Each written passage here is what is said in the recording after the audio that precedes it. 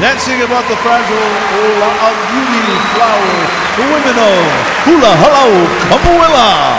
Our final performance for 2007. Mahalo nui loa for everyone who was part of this grand festival.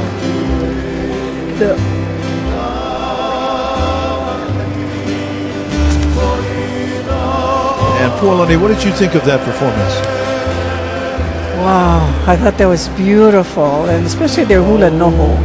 And I wanted to say something about the Ola of Beauty because they wore it as le'ai, and you very, very seldom get to see it today. Very much like the Ilima blossom where, you know, it's delicate. Yes. It's brilliant when it's fresh, but it's delicate after.